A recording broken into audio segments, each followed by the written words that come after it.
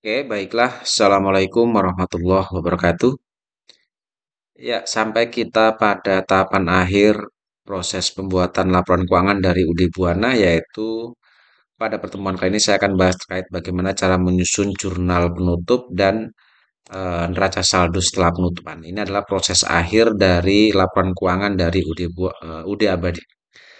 Oke, bahwa jurnal penutup atau closing journal ini digunakan untuk menutup akun-akun yang sifatnya sementara atau saldo akun yang sifatnya sementara. Nah, saldo saldo akun yang sifatnya sementara itu adalah saldo-saldo akun yang terkait dengan akun-akun pendapatan dan akun-akun beban. Sehingga untuk menyusun closing journal atau jurnal penutup ini cukup mudah, kita berpatokan pada data yang ada di neraca lajur ini. Nah, data yang ada di neraca lajur yang terkait dengan akun-akun atau saldo akun-akun pendapatan dan saldo akun beban itu adalah kolom rugi laba atau kolom laba rugi. Jadi kolom rugi laba atau kolom laba rugi ini adalah berisi terkait saldo-saldo akun, yaitu akun-akun pendapatan dan akun-akun beban.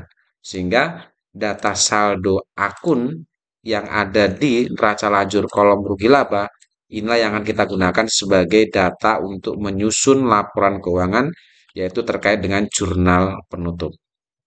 Oke, kemudian setelah kita sudah ketahui data yang berhubungan dengan saldo-saldo akun pendapatan dan beban, maka kita akan coba lakukan proses penyusunan dari akun-akun atau saldo dari akun-akun sementara itu.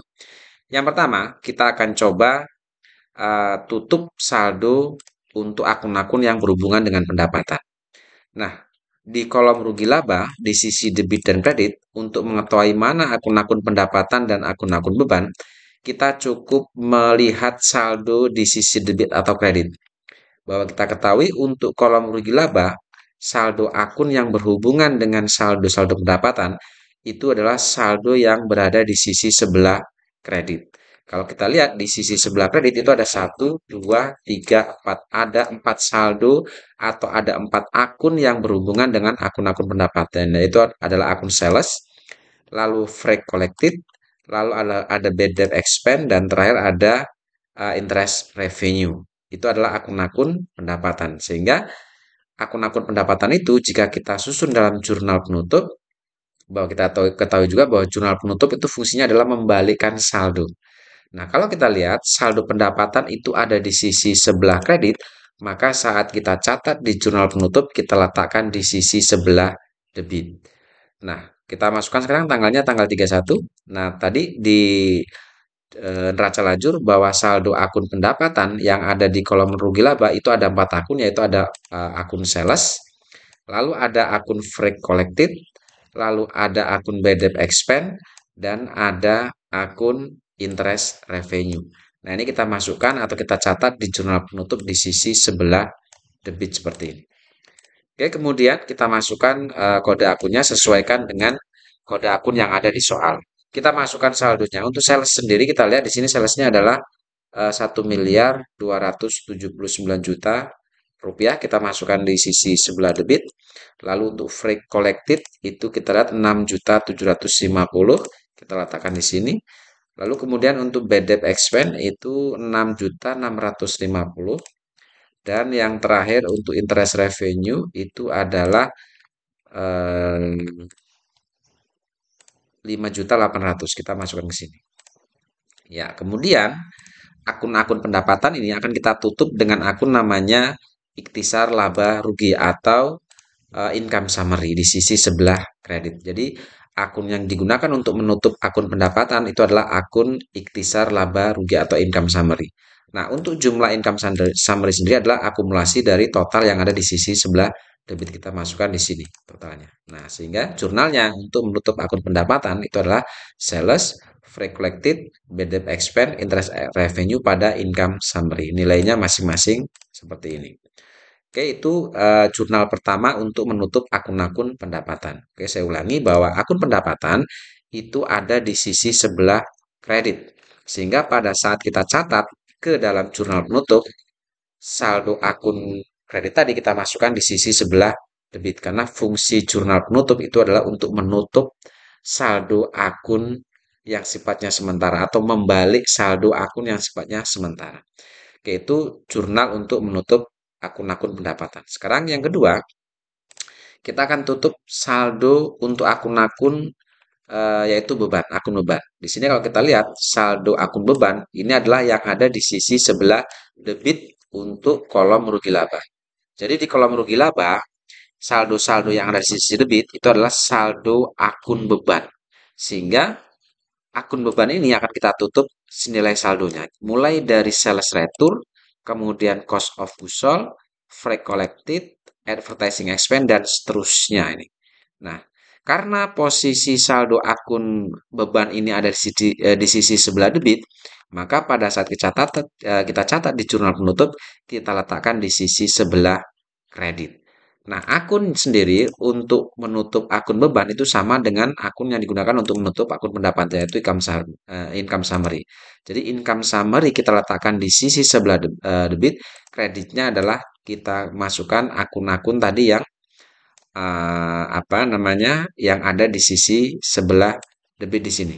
Yaitu mulai dari sales return sampai dengan income tax expense. Kita masukkan di sisi sebelah kredit di jurnal penutup. Kita hitung di sini ada akunnya adalah 1, 2, 3, 4, 5, 6, 7, 8, 9, 10, 11, 12, 13, ada 14 akun beban yang akan kita tutup di sini. Oke, 1, 2, 3, 4, 5, 6, 7, 8, 9, 10, 11, 12, 13, 14. Oke, ini adalah akun-akun beban ya, ditutup dengan akun income summary. Kemudian nilai saldonya sendiri kita masukkan. Untuk sales return ini kita lihat tadi saldonya adalah 24 juta. Kita masukkan di sisi sebelah kredit karena saldo normal beban itu ada di sisi sebelah debit. Dan seterusnya nilai cost of goods sold saldonya ini 698.400.000 semuanya yang ada di sisi sebelah debit kita masukkan di sini di sisi sebelah kredit. Oke, baru setelah kita masukkan semua nilai saldo beban ini, kita jumlahkan, kita letakkan di sisi sebelah debit untuk masuk ke akun income summary ini. Oke, itu jurnal untuk menutup akun beban. Jadi yang pertama tadi, jurnal untuk menutup akun pendapatan itu adalah kalau pendapatan saldo normal di kredit, maka pada saat masuk di jurnal penutup, kita letakkan di sisi debit, kita tutup dengan akun ikhtisar laba rugi atau income summary. Lalu yang kedua, kita tutup untuk akun-akun atau saldo akun-akun beban di mana saldo akun beban ada di sisi sebelah debit, maka pada saat kita catat di jurnal penutup kita letakkan di sisi sebelah kredit. Nah, untuk sisi sebelah debit kita gunakan akun ikhtisar laba rugi atau income summary. Oke, jadi kalau kita lihat di sini untuk untuk saldo akun pendapatan sudah kita tutup, untuk saldo akun beban juga sudah kita tutup. Kemudian yang selanjutnya, selisih antara pendapatan dan beban ini maka akan disebut dengan laba bersih ini. Nah, nilai laba bersih usaha ini pun akan kita tutup ya, labanya ini. Nah, untuk menutup nilai laba ini, maka jurnalnya adalah bahwa kita ketahui laba itu adalah akan menambah modal. Sedangkan di modal itu kalau pertama dia ada di sisi sebelah kredit sehingga di sisi kredit itu kita gunakan akun dadang kapital, sisi kreditnya kita gunakan income summary. Sehingga ini kita masukkan ya, jangan lupa untuk kode akunnya untuk yang akun-akun beban tadi. Oke, kita masukkan kode akun untuk income summary dan dadang kapital. Nilainya kita ambil dari laba bersih ini yaitu 388.416.250. Kita masukkan di sini.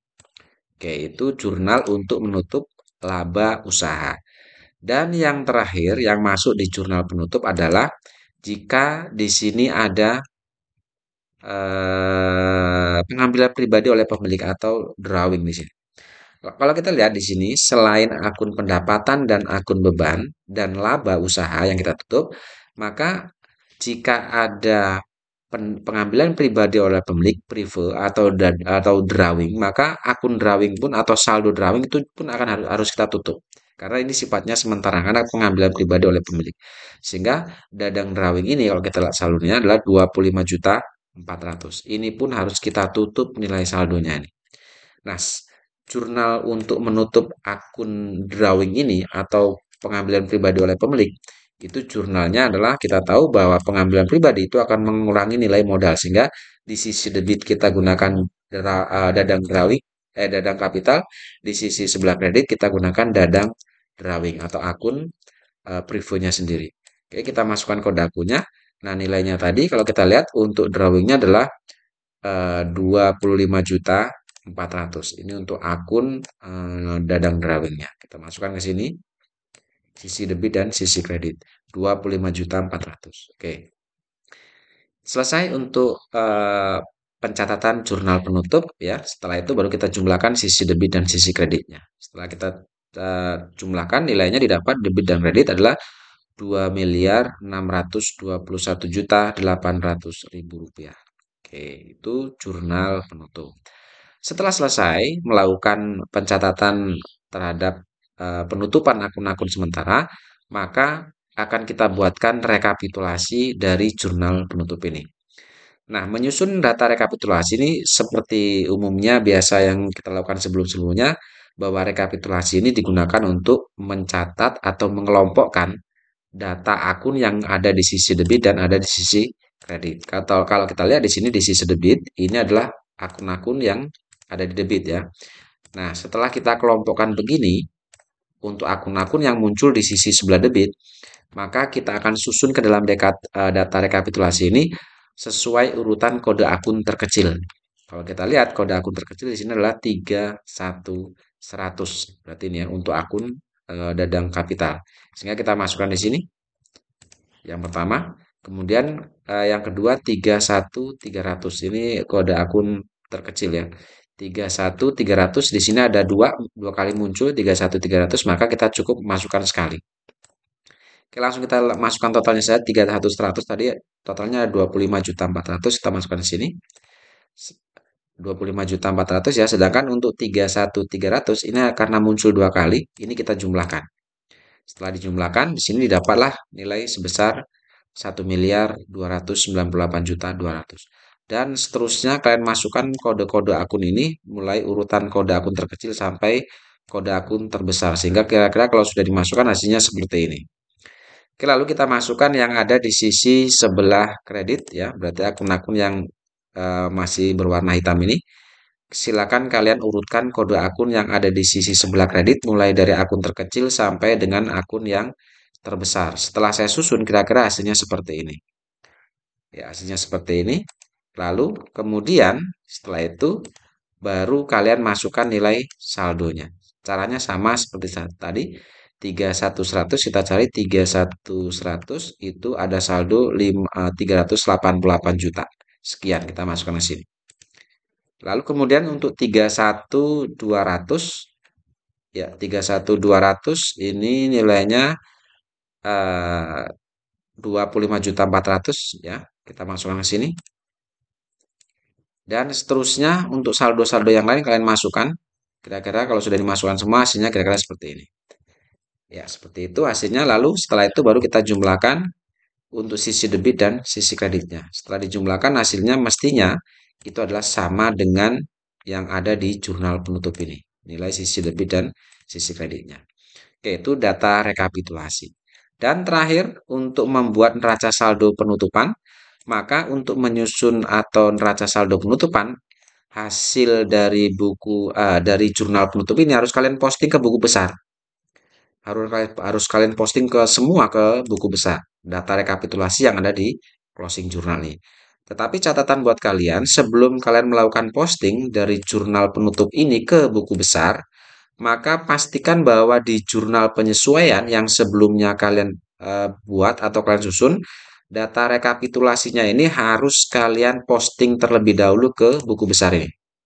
Contohnya misalnya adalah di sini kalian harus pastikan ya untuk di jurnal penutup di jurnal penyesuaian harus dipastikan sudah dibuatkan data rekapitulasi dan sudah diposting ke buku besar ini.